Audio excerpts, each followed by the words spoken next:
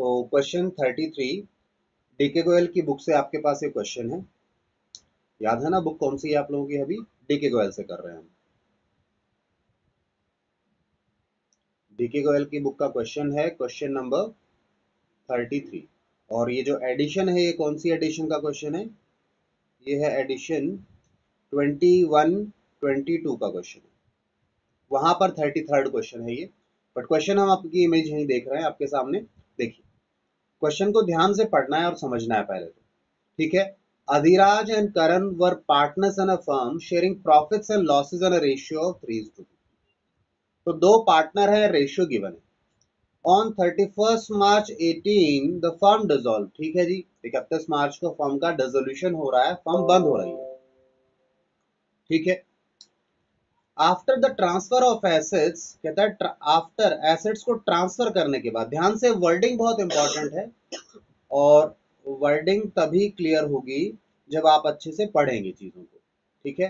तो वर्डिंग तो ये अंशल, चलो म्यूट कर देते हैं, ठीक है। अंशल शायद म्यूट करना भूल गया। हाँ वापस आए।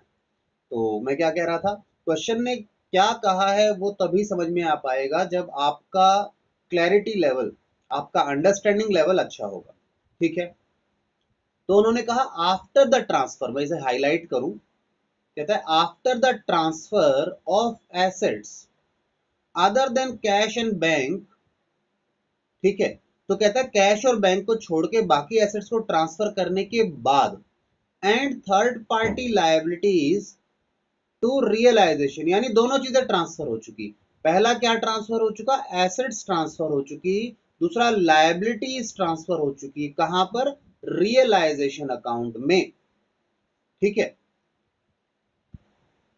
फॉलोइंग इंफॉर्मेशन वाज प्रोवाइडेड, यानी बेचने के बाद की बातें बता, नहीं ट्रांसफर करने के बाद की बातें, ठीक है।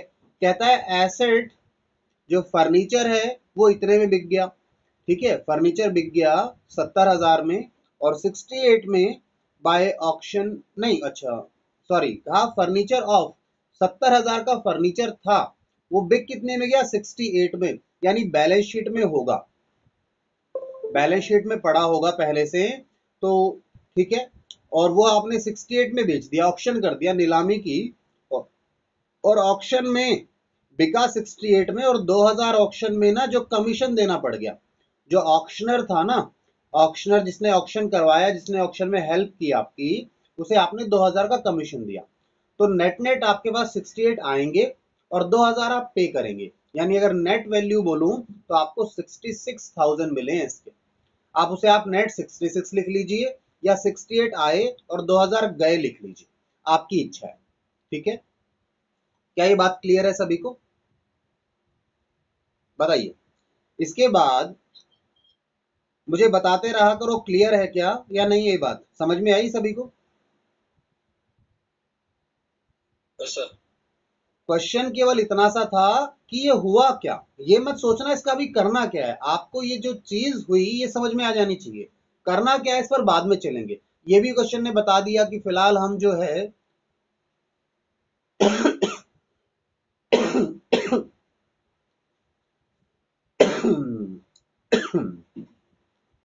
हाँ जी सॉरी, क्वेश्चन ने ये भी बता दिया कि आप ट्रांसफर कर चुके हैं, उसके बाद बेचने की हुई ये चीज, ठीक है। Okay no problem. क्वेश्चन थोड़ा सा इंटरेस्टिंग है क्योंकि कुछ नया है, ठीक है। फिर कहता है अधिराज लोन, अधिराज कौन है? पार्टनर, तो ये क्या कहलाएगा आपका? Partner loan. Amounted to 35,000 settled for इतना, तो जाहिर सी बात है आपने 2,500 एक्स्ट्रा शायद ब्याज व्याज पड़ा होगा उसका, वो देना होगा, वो पे कर दिया, ब्याज दे दिया आपने। देन कहता है out of the stock of 88, 80,000 का स्टॉक था, यानी ये भी बता रहा है कि क्या था और कितने में गया, दोनों चीजें बता रहा है आपको, ठीक है। स्टॉक था इतने का, करंट टुक ओवर 50%। अब करण जो है पार्टनर ने, उसने 50% स्टॉक ले लिया एट ए डिस्काउंट ऑफ 20%। तो 50% कितना बना? 40,000। 40,000 का 20% डिस्काउंट, यानी कि 8,000 रुपए का डिस्काउंट हो गया, यानी उसने 32,000 में लिया। While remaining sold at a profit of 30% on cost, तो रिमेनिंग जो 40% नहीं 40,000 बचा था, वो 30% प्रॉफिट यानी 12,000 के प्रॉफिट में बिक गया। तो 40 प्लस 12 52 यानी 52,000 में बिक गया वो चीज। क्या ये बात क्लियर है यहां तक?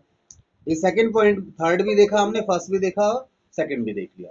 Then a bill receivable of 3,000 under discount, कोई बिल रिसीवेबल था, आपने डिस्काउंट करा लिया था बैंक से, बैंक से डिस्काउंट कराने के बाद वो डिसऑनर हो गया, as the acceptor had insolvent become insolvent, जो एक्सेप्टर था जिसने एक्सेप्टेंस दी थी बिल की वो इंसॉल्वेंट हो गया, पे नहीं कर पाया, अब बैंक किससे पैसा मांगेगा? आपसे। And hence the bill had to be met by the firm, लिख भी दिया इन्होंने, एक बात नहीं भी लिखता तो भी आपको यही मानना था।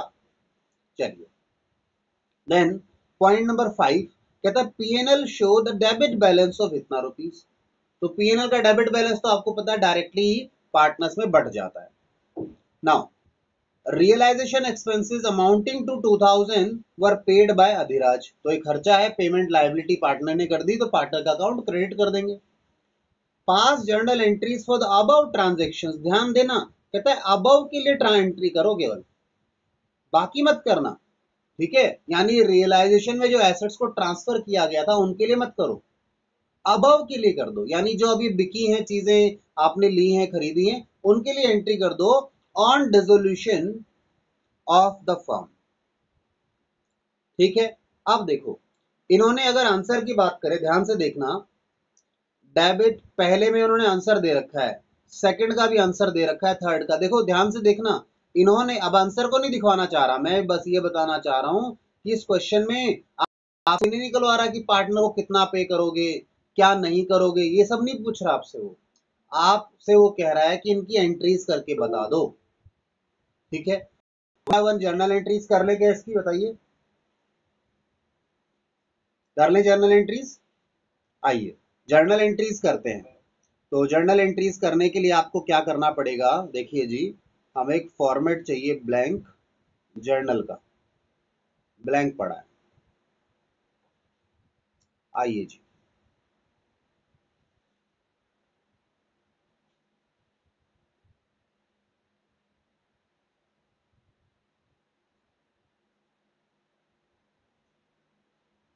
ये लीजिए फॉर्मेट ले लिया जर्नल का।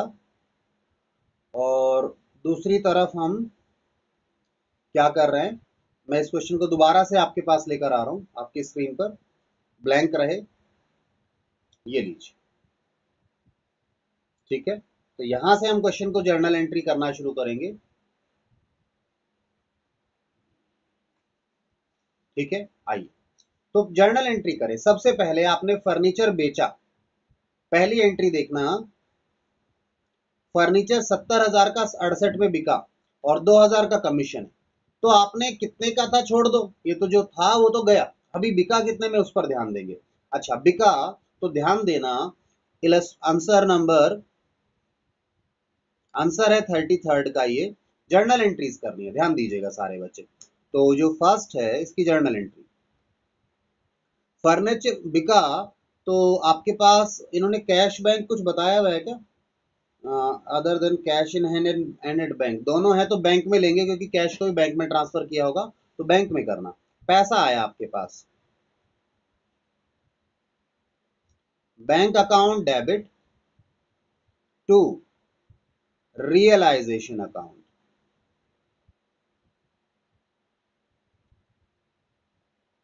ठीक है, अब इसे नेट लिख लो या आप लोग इंडिविजुअल भी लिख सकते हो, अलग अलग से, नेट लिख ले मेरे हिसाब से चलेगा, कोई दिक्कत नहीं है, तो ऐसा लिखेंगे फर्नीचर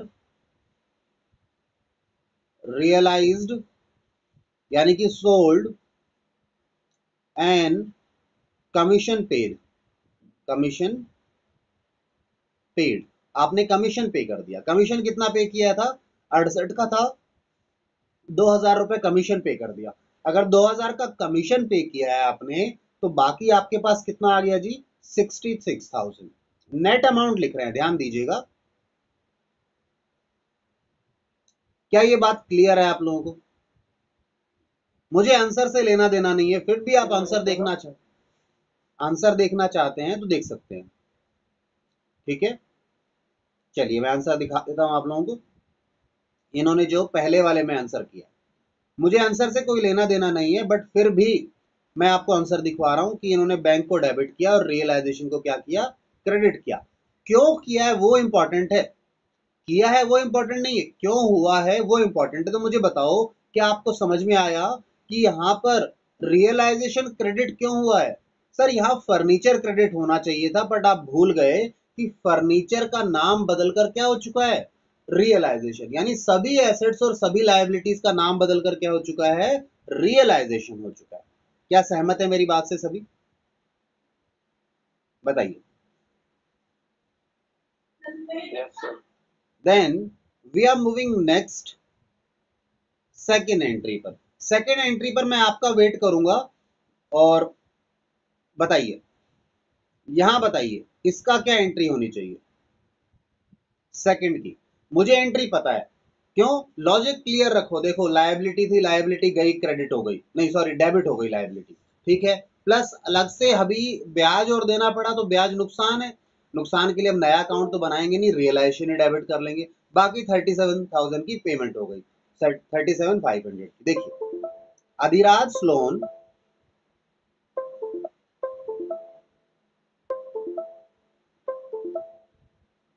अधिराज, क्या क्लैरिटी आ रही है नहीं आ रही, जो नुकसान है उसके लिए मैं इंटरेस्ट का अकाउंट नहीं बनाऊंगा अब अलग से कि ब्याज और दिया मैंने। टू क्या आ जाएगा, बैंक, क्योंकि पेमेंट की है। चलिए 35,000 की लायबिलिटी खत्म, 2,500 का ब्याज, टोटल मिलाकर 37,500। सारी बात क्लैरिटी पर है, सारी बात कॉन्सेप्ट कितना समझ में आया है इसके ऊपर है। मुझे बताइए क्या ये बात समझ में आई या नहीं आई।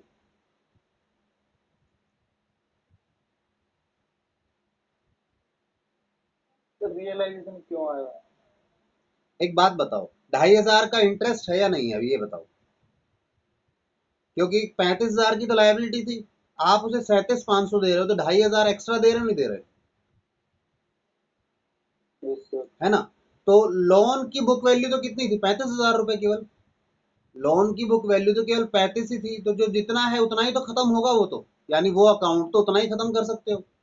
अगर ज्यादा से कर दोगे तो डेबिट बैलेंस आ जाएगा 2,500 उस अकाउंट पे खामा खा, मतलब क्रिएट हो जाएगा अकाउंट हाई का।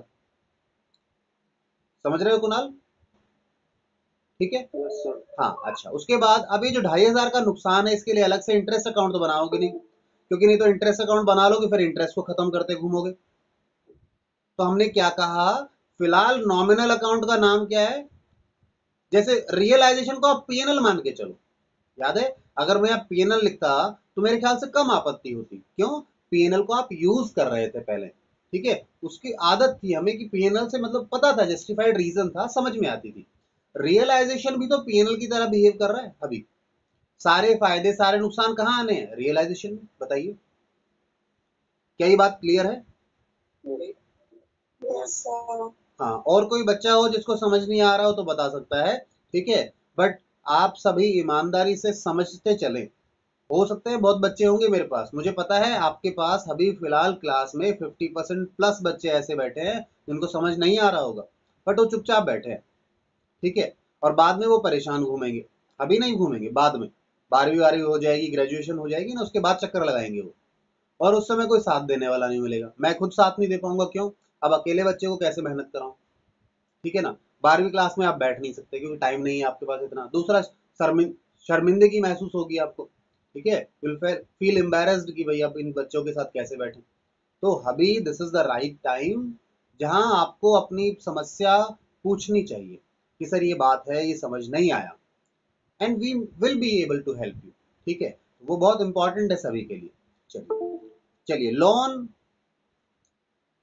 रीपेड या लोन रीपे लिख देते हैं, loan repaid along with interest, यही मान के चलोगे ना, इंटरेस्ट ही रहा होगा इसके अंदर, ठीक है। चलिए सेकेंड एंट्री आप लोगों ने कर ली मेरे साथ, सेकेंड एंट्री के बाद आते हैं थर्ड पर। थर्ड एंट्री में मैं आपको, वैसे तो क्लियर है बात, पर मैं चार्ट बना के समझाऊं तो मेरे ख्याल जल्दी समझ में आएगा। बात इतनी सी है कि 50 पार्टनर ने ले लिया 20% डिस्काउंट पर, और बाकी 50-30% प्रॉफिट पे चला गया। तो कुछ ऐसा है कि आपके पास स्टॉक था,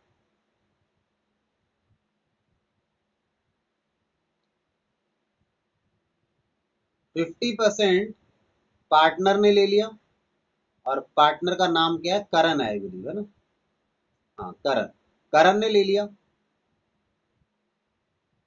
और 50% आपने सेल कर दिया।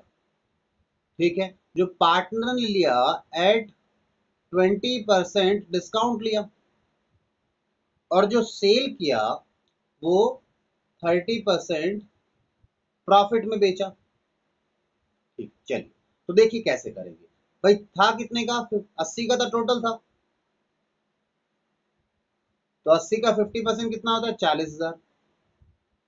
अब 40 की चीज डिस्काउंट में बिकी है, तो माइनस करना पड़ेगा। ठीक है, कितना हो जाएगा, 20%, 8,000 रुपए। यानी कितने में ले लिया, 32। क्लैरिटी बस, और कुछ नहीं। आप कितने अच्छे से समझ पा रहे हैं, और कोई ये बेवकूफ़ी नहीं है कि डायग्राम बना के आप जैसे समझना चाहते हैं। मैं डायग्राम से इसलिए समझा देता हूँ, थोड़ा ज़्यादा क्लियर हो जाए। आप कहें कि और कोई तरीका लगाओ, तो कोई और तरीका भी लगा सकते हैं। ठीक है, मुझे इससे लगता है जल्दी समझ में आती है बात। अच्छा, तो यहाँ भी जो 40,000 वाली चीज़ थी वो प्रॉफिट में बिकी है, तो सेल प्राइस प्लस हो जाएगा, प्रॉफिट ऐड होगा उसमें। प्रॉफिट 30% है, तो 40 का 30% कितना हो गया, 12,000, यानी कि 52,000। तो ये स्टॉक तो पार्टनर ने लिया और दूसरा स्टॉक बिक गया। तो कंबाइंड एंट्री करना चाहेंगे या अलग अलग करना चाहेंगे, क्योंकि स्टॉक तो पूरा क्या बोलते हैं कितने से खत्म हो जाएगा।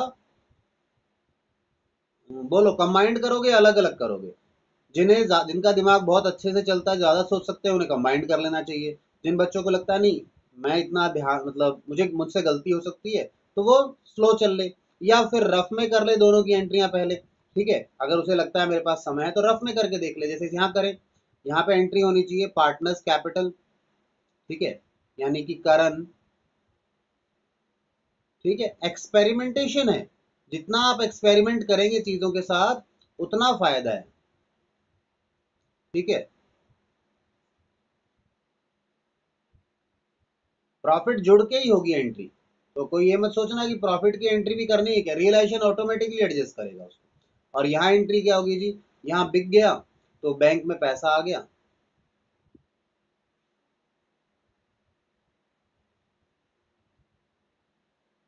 रियलाइजेशन अकाउंट, कोई प्रॉफिट के बारे में सोचना ही मत। प्रॉफिट लॉस अपने आप इन्हीं के अंदर एडजस्टेड है, रियलाइजेशन ने खुद एडजस्ट कर लिया है। मैंने सिखाया हुआ है आपको कैसे एडजस्ट करता है। तो आई बिलीव कंबाइंड एंट्री कर सकते हो आप लोग। कंबाइंड कर दें क्या, बताइए? कंबाइंड ही सही रहेगी। कंबाइंड कर लें। अब कंबाइंड करने में भी दिक्कत नहीं है, मैंने कहा ना। आप पहले ड्राफ्ट में अलग अलग करके देख लो। आपको लगता था कि सर कंबाइंड में क्या होगा, जैसे मुझे खुद नहीं पता था, मैं सच्ची बता रहा हूँ ईमानदारी से, मुझे खुद नहीं पता था सर कंबाइंड में दिक्कत आएगी या किसमें। तो मैंने कहा अलग अलग में तो दिक्कत होगी ही नहीं, क्योंकि क्लैरिटी है, एक चीज को डील करना है। तो मैंने अलग अलग करके देखा, और अलग अलग करने के बाद पता लगा ये तो आसान है। रियलाइजेशन दोनों का क्रेडिट हो रहा है, तो दोनों को क्लब कर देंगे रियलाइजेशन को। 52 और ये 54, 54 और 3, 84। ठीक है, 84 से रियलाइजेशन क्रेडिट होगा, और ये ऊपर डेबिट आ जाएंगे दोनों। कंबाइंड एंट्री करते हैं। आइए, थर्ड एंट्री। ठीक है, तीसरी एंट्री कर रहे हैं जी आपके साथ हम, जहां पे कुछ पैसा तो बैंक में आया है। कितना आया है जी, 52,000 रुपए। समझना बहुत जरूरी है, तो समझने पे फोकस रखें सारा। ठीक है, दूसरा, कुछ एसेट पार्टनर ने लिया है तो उसका अकाउंट डेबिट करो।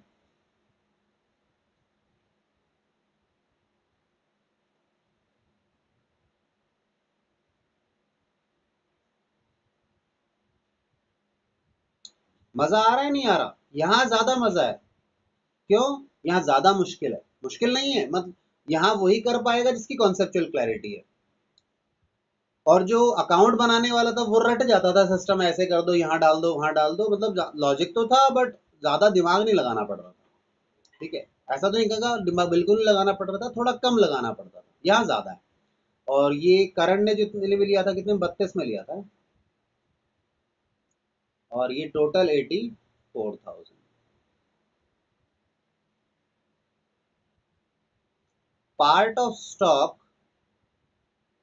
Taken over by partner and remaining sold। Working note number 1 या 2 जो देना चाहें, इसको वर्किंग नोट नंबर दे दो। ये जो आपने काम किया ना, यहां लिख दो वर्किंग नोट, ठीक है। और हेडिंग डालना चाहो तो हेडिंग डाल दो, ठीक है, कि ट्रीटमेंट ऑफ स्टॉक, कि स्टॉक को कैसे ट्रीट करेंगे आप, यहाँ पर कैसे किया आपने। तो अपने लिए काम किया और साथ में चिपका दिया एग्जामिनर के लिए कि भैया आप भी देखो मैंने ऐसे किया, ठीक है, वो भी देखे कि आपको आता है। देन फोर्थ पर चलें, बताइए थर्ड तक क्लैरिटी है क्या? Yes sir.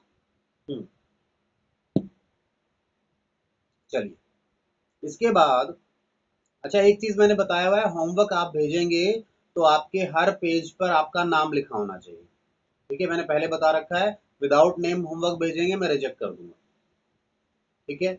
और आप लोगों को पहले से पता है, मैंने बोला हुआ था कि मैं आपको क्लास में नहीं बिठाऊंगा, बट फिर भी क्लास में बच्चे बैठे हैं कुछ, और नाम आप लोगों को पता है। कुछ बच्चे जो होमवर्क नहीं भेज रहे हैं वो भी क्लास में है, बट कोई दिक्कत नहीं है। जब कोई खुद अपने नुकसान करना चाहता है तो अच्छी बात है, ठीक है ना। खामखाम क्यों पेन लें इतना, ठीक है। भाई आप इतने पैसे दे रहे हैं ना पढ़ने के लिए, तो और इससे अच्छा क्या हो सकता है।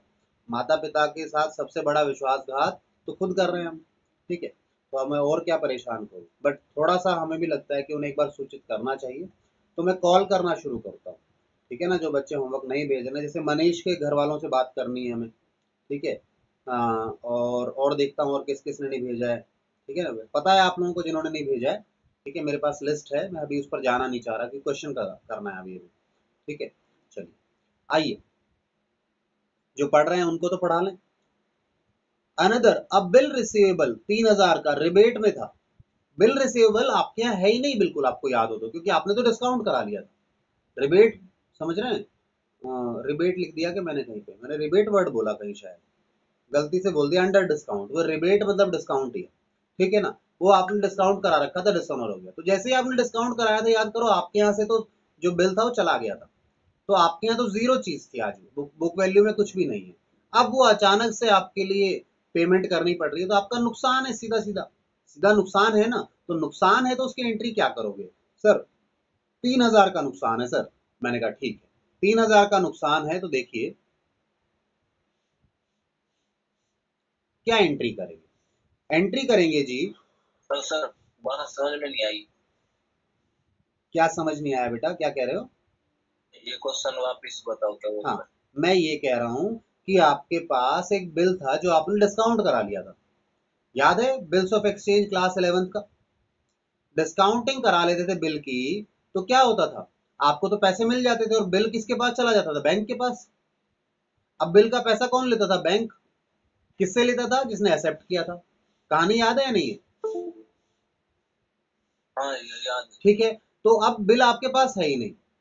अब अचानक से जिसने एक्सेप्टेंस दिया था वो इंसॉल्वेंट हो गया।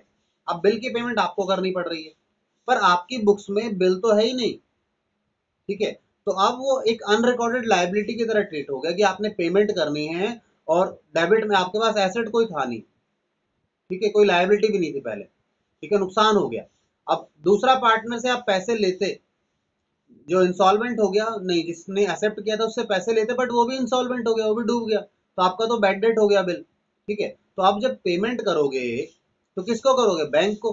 बैंक तो पैसा लेगा ना, क्योंकि उसने आपको डिस्काउंटिंग करते समय बोला था भाई दूसरा दे देगा तो ठीक है, नहीं तो पैसे आप देंगे, क्योंकि बिल तो बैंक ने आपसे लिया है। आपने बोला था बैंक को कि भैया पैसा आएगा आपको, और नहीं आएगा तो मैं दूंगा। अब पैसा नहीं आया तो बैंक को तो पेमेंट करनी है ना, और जब बैंक को पेमेंट कर रहे हैं तो नुकसान है। मैं अभी भी केवल बोल के बता रहा हूँ, किसी को नहीं समझ में आए अभी भी, देन आई हैव ऑप्शन, मुझे अभी भी एक और तरीका पता है समझाने के लिए। तो बताइए क्या इतनी बात याद आ रही है कुछ? ये सीधा सीधा नुकसान है, यानी सीधा समझ में आ रहा है ये नुकसान है, इसके आज पेमेंट करनी है, तो एंट्री क्या होगी, नुकसान टू बैंक यानी रियलाइजेशन टू बैंक। अगर नहीं आ रहा है तो फिर मैं और दूसरे तरीके से बताऊं। बताइए विशाल। आगे करो। पक्का नहीं आया तो बताना, मेरे पास अभी भी तरीका है बेटा। कोई ये मत सोचना कि सर ने बता दिया तो काम खत्म हो गया, तरीका अवेलेबल है। चलिए। मतलब कि उसके बैंक अकाउंट में से वो कट जाएंगे। हाँ हम पेमेंट कर देंगे। और कोई हमारी लायबिलिटी पहले से थी नहीं, तो लायबिलिटी खत्म, रिलेशन में कोई नाम था नहीं, तो अब सीधा नुकसान है, एक एक्सपेंस है हमारे लिए। ठीक है, तो रियलाइजेशन टू हम क्या करेंगे, बैंक करेंगे।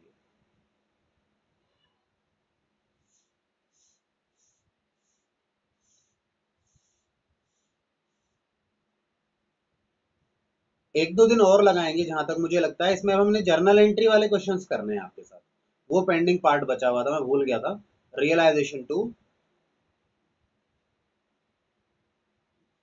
3,000 रुपए। आंसर में देखते रहना, मैं आंसर की एंट्रीज नहीं देख रहा हूं फिलहाल। B R dishonoured paid by पर, जो बी आर डिसऑनर हो गया था हमने पे कर दिया उसको पेमेंट। इसके बाद अगला क्या है जी, अगला है पॉइंट नंबर 5, कहता है profit and loss show the debit balance. Debit balance है तो पार्टनर्स में बांट दो, पार्टनर्स में बांट दो, क्या एंट्री करोगे, एंट्री क्या करोगे बताओ। डेबिट बैलेंस है तो क्रेडिट होगा, और पार्टनर्स के अकाउंट, तो नाम क्या थे पार्टनर के, अधिराज और करण, 3:2। अधिराज, ये डी है, Adhiraj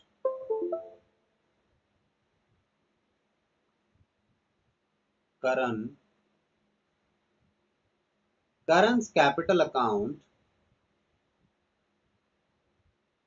to PNL account. Amount PNL का 56,000 था क्या, 56 कितना था बताइए। 56 ही था सर। 56 के जरा 5 हिस्से करो, 11,200, 11,200 गुना में 3 यानी 33,600, और 11,200 मल्टीप्लाइड बाय 2 यानी कि 22,000,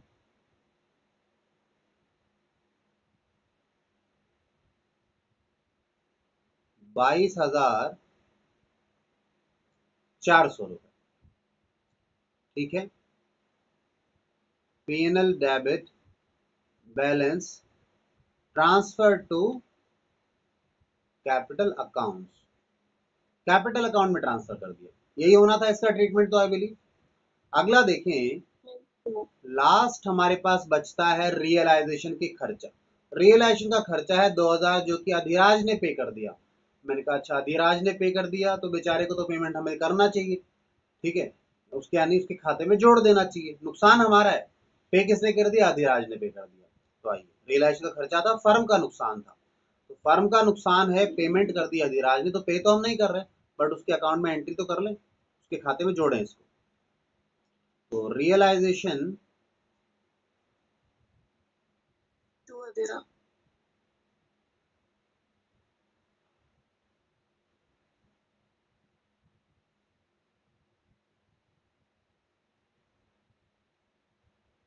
कैपिटल अकाउंट कितना था अमाउंट, 2,000।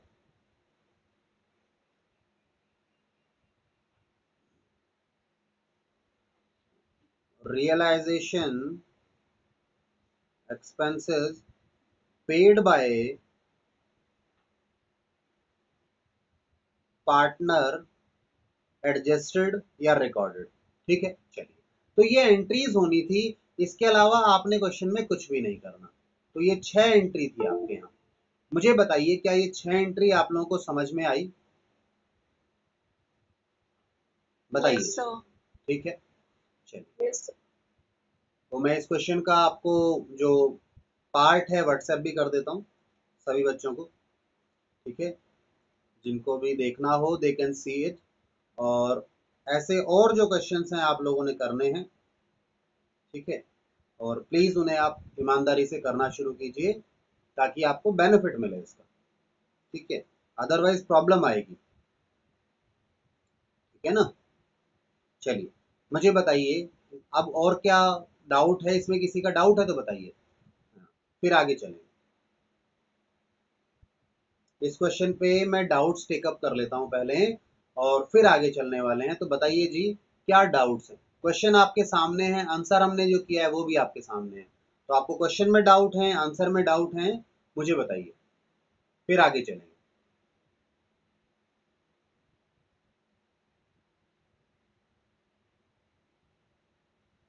क्या समझ में आ गई सभी बच्चों को, अच्छे से क्वेश्चन समझ में आया?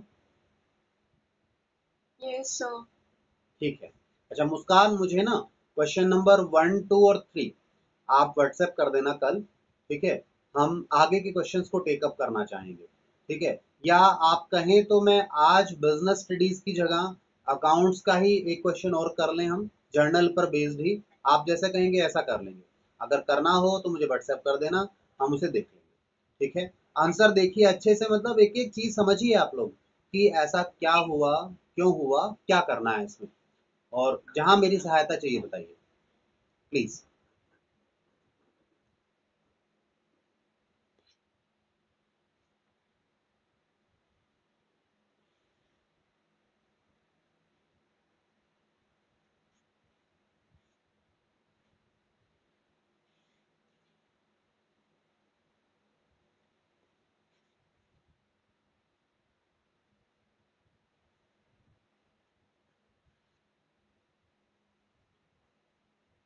बताइए जी, मैं एक क्वेश्चन और टेकअप करूं आपके सामने, मैं क्वेश्चन नंबर 1 देता हूं आपको। मुझे क्वेश्चन 1 की इमेज भेज सकते हो मुस्कान, आधा कुछ पार्ट यहाँ कर लेते हैं, कुछ अगले क्लास में कर लेंगे। अभी हम क्वेश्चन 1 कर रहे हैं आप सभी के साथ। टाइम हो गया सर, अगली में कर लेंगे। हाँ अगली में कर लेंगे, अभी 10 मिनट हैं, ठीक है, 10 मिनट हैं तो कर लेते हैं, क्योंकि अगले में फिर वो पूरा नहीं हो पाएगा। 1, 2, 3 हम कोशिश करेंगे आज खत्म करें, क्योंकि हमें अगले चैप्टर पे जाना है, तो आप बताइए। इंटरेस्टिंग पार्ट एक्चुअल में मुझे तो डिसोल्यूशन में इंटरेस्टिंग पार्ट यही लगता है। जर्नल वाला तो ठीक है, 2-4 क्वेश्चन किए, 2-5 क्वेश्चन किए, फिर अपने आप एक फॉर्मेट बन जाता है, काफी इजी हो जाता है करना उसको। यहाँ मुझे लगता है कि मेहनत है, ठीक है, यहाँ पे लगता है कि कुछ करना पड़ रहा है, अदरवाइज बाकी में तो करना ही नहीं पड़ रहा था कुछ खास। चलिए बच्ची ने मुझे भेज दिया है बिलीव, ठीक है, क्वेश्चन 1 भेजा है। अच्छा वो पेजेस में भेज, शायद 2 पेज हैं उसके, ठीक है, 2 पेज में है क्वेश्चन। चलिए मीन टाइम मैं आपके पास ब्लैंक फॉर्मेट भी ले लूँ एक, है ना। हम्म,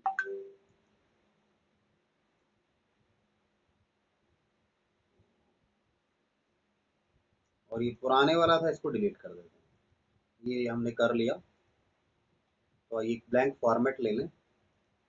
और आई बिलीव बच्चे ने मुझे भेज भी दिया है, ये दूसरा पार्ट भी भेज दिया, इसको भी डाउनलोड कर लेते हैं। 10 मिनट है, केवल क्वेश्चन को समझेंगे, करेंगे नेक्स्ट क्लास में। अभी तो नेक्स्ट क्लास में सीधा सॉल्यूशन स्टार्ट कर लेंगे, अभी केवल कर लेंगे।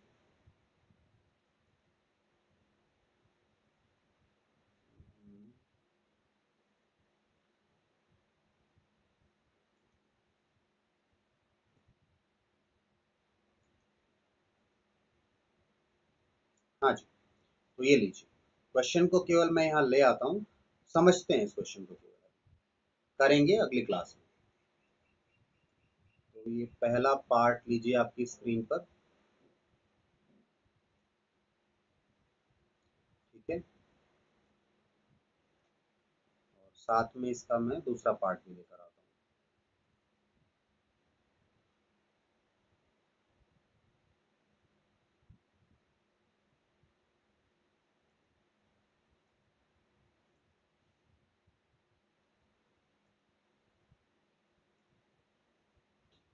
ये लीजिए इसका आधा हिस्सा बाकी वाला जो था,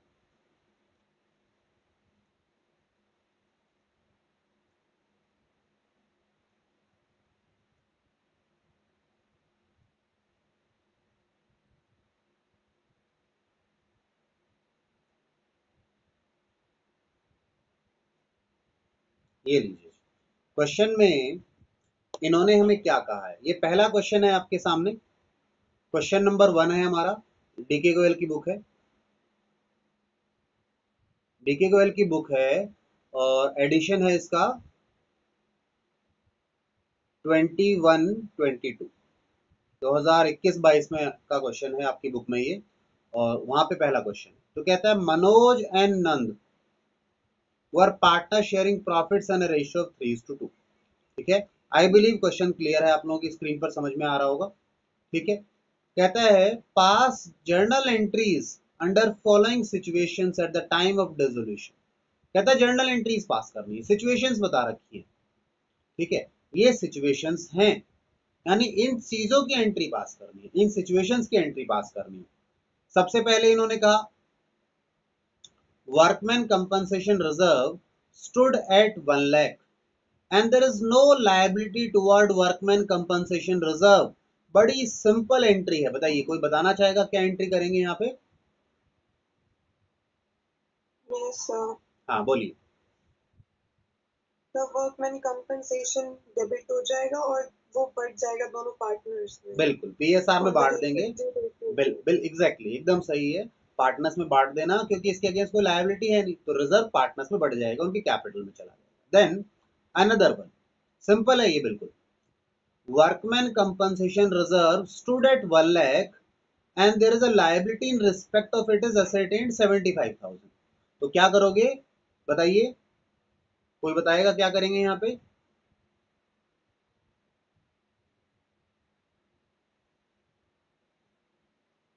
सर वो जो लाइबिलिटी है वो तो रियलाइजेशन में चली जाएगी और जो बच जाएगा उसको हम सेम रेशियो में बांट देंगे।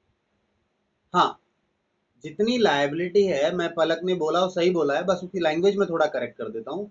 75,000 की लायबिलिटी है, पेमेंट का नुकसान है, इसलिए 75,000 का रिजर्व तो रियलाइजेशन में ले जाएंगे और बाकी रिजर्व 25,000 का पार्टनर्स में बांट देंगे।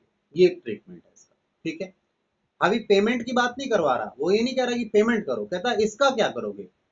ठीक है, अभी फिलहाल पेमेंट वगैरह की बात बाद में करना।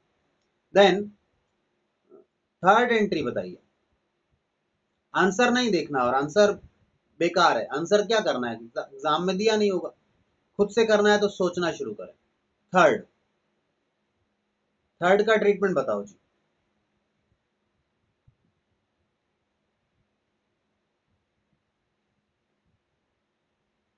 बताइए।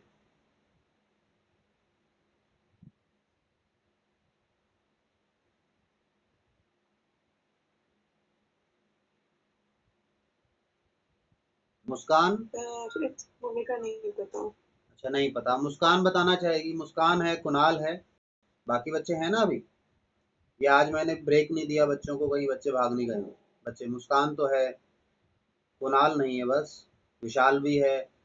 ठीक है, सक्षम क्या कर रहा है? सक्षम सहायता ही नहीं करता है आजकल, ऐसे कैसे चले सक्षम? अब तो तुम बचपन के दिनों में हो, अब तो और एनर्जेटिक होना चाहिए, तुझे बचपन की फोटो भी मिल गई है ना? सब इस फोटो के चक्कर में सब तोड़ गया है, सब उड़ गया। पूरी विंडो का उड़ा दी मैंने बैठे बैठे से। एक फोटो मिली, सारी मिल रही है। अच्छा अच्छा, मैं समझ गया क्या हुआ है। सक्षम बचपन में आ गया है, बचपन में आपको पता है बच्चे क्या करते हैं, ठीक है ना? सब तोड़ देते हैं। हाँ, सब बदमाशी कर देते हैं। मैंने अपना लैपटॉप भी तोड़ दिया, अब मुझे कुछ समझ नहीं आ रहा, देखिए यार क्या? सक्षम समझ रहा है क्या करते हैं। चलो ठीक है, बस बस ज्यादा चर्चा सर नहीं। घर में छुट्टियां कब से दे रहे हो? छुट्टियां आप जब से कहोगे तभी दे देंगे, छुट्टी क्या है, अपने हाथ की बात है, आज से छुट्टी कर सर देंगे। मेरे भाई के स्कूल में भी हो गई। तुम्हारा, तुम्हें पता है भाई का स्कूल कैसा है और तुम्हारा सर स्कूल? बहुत अच्छा है, ना, बहुत तुम्हारा अच्छा है। तुम्हारा स्कूल और भी ज्यादा अच्छा है, भाई का स्कूल अच्छा है। हाँ ठीक है, सर, मेरी छुट्टी आप भी दिला दो। बस छुट्टियां हैं तुम्हारी आज से, बिल्कुल टेंशन फ्री। ठीक है सर, आज कल से से क्लास नहीं। आज से क्लास स्कूल, ले लो पर काम मत दो सर, ये सही चलो। आज से सर स्कूल। ये बताओ, आपको क्लास को होमवर्क देरी चेक करने के लिए आइडिया किसने दिया था? बेटा आइडिया तुम बच्चे ही देते हो मुझे, एक्चुअल में सर हमने आइडिया तो नहीं नहीं, दिया। आइडिया नहीं, मुझे सहायता मिली कहीं से, आइडिया नहीं कहेंगे उसको। मतलब आपके नुकसान के लिए मैं बहुत दिनों से सोच रहा था क्या करूं, कैसे काम करूं इन पर। और अभी भी कुछ बच्चे तो नहीं भेज रहे हैं, उनको मैं सोच रहा हूँ कि 1-2 दिन और दे दें, सुधरने नहीं है, मैं घर वालों से बात करनी पड़ेगी। ये कुछ दे दिया करो सर। एक क्वेश्चन ही देता हूँ, कितना क्वेश्चन देता हूँ करने के लिए? ओके कल तो तुमने तो एक भी नहीं किया, नालायक। कर रखा है, भेज दूंगा पीछे ही सर। अभी भेज दूंगा, नाम लिख के भेजना है पेज के ऊपर, तभी ये क्वेश्चन। गलत बात है बस। हाँ, तभी एक्सेप्ट तभी एक्सेप्ट होगा। ठीक है सर, ठीक है, नाम लिख देंगे आज। हाँ, अपना नाम पेज के ऊपर और फिर नीचे आंसर। ठीक है, क्वेश्चन आधा कट जाए चलेगा, नाम नहीं कटना चाहिए। ठीक है सर, ऐसा नहीं हो नाम की फोटो भेज दो, ऐसा। नाम ही भेज देना सर। ठीक है, चलिए वापस। तो मुझे इसका ट्रीटमेंट कोई बताना चाहेगा या मैं बताऊं? सर आप बता। इसमें workman compensation reserve account debit to realisation, बिल्कुल realisation account debit to bank account. Workman, हाँ ठीक है, लायबिलिटी के लिए आप पेमेंट करा देंगे, 1/20 की पेमेंट करवाएंगे आप, है ना, लायबिलिटी की। ठीक है, इसमें क्या करना है आपने, क्योंकि लायबिलिटी ज्यादा है तो पूरा का पूरा रिजर्व रियलाइजेशन में चला जाएगा। ठीक है, और लायबिलिटी की जब पेमेंट होने की बात आएगी, यानी रियलाइजेशन में जब पेमेंट होगी तो पेमेंट हो जाएगी 1/20 की, यानी नेट नेट रियलाइजेशन में 1/20 का नुकसान दिखेगा। सॉरी, 1/20 का कह रहा हूँ, केवल 20,000 का। क्यों? 1 लाख का तो रिजर्व पड़ा ही था, वहां से 1 लाख का नुकसान तो भरपाई हो गई। 20,000 का जो एक्स्ट्रा है ये रियलाइजेशन पर इंपैक्ट आएगा। ठीक है, इसके बाद fourth entry, workman compensation stood at 1 lakh and liability 1 lakh. तो इसमें तो सीधा है, बराबर है, पूरा का पूरा अमाउंट रियलाइजेशन में डाल दो और नुकसान 1 पैसे का नहीं होगा रियलाइजेशन में इसके कारण। क्यों? इतने की लायबिलिटी, इतने का रिजर्व पड़ा है, बराबर हो गए। ठीक है, नुकसान नहीं आएगा, क्योंकि रियलाइजेशन आपको क्या हेल्प कर रहा है, सपोर्ट कर रहा है, वो आपको लॉस या प्रॉफिट निकालने में हेल्प कर रहा है, जो कि आप इंडिविजुअली अलग अलग निकालते हैं, यहाँ एक साथ निकाल लेंगे। ठीक है, चलिए, सो वी स्टॉप हियर। और इस क्वेश्चन को आप कहेंगे तो मैं नेक्स्ट में इसका सॉल्यूशन करके दिखा दूंगा, और आपको लगता है नहीं ये इजी है, समझ में आ गया, तो नेक्स्ट क्वेश्चन नंबर 2 स्टार्ट करेंगे आपके साथ नेक्स्ट क्लास में। और आज हम बिजनेस स्टडीज नहीं पढ़ेंगे, अकाउंट्स करेंगे इस क्लास में, अगले वाले में। ठीक है।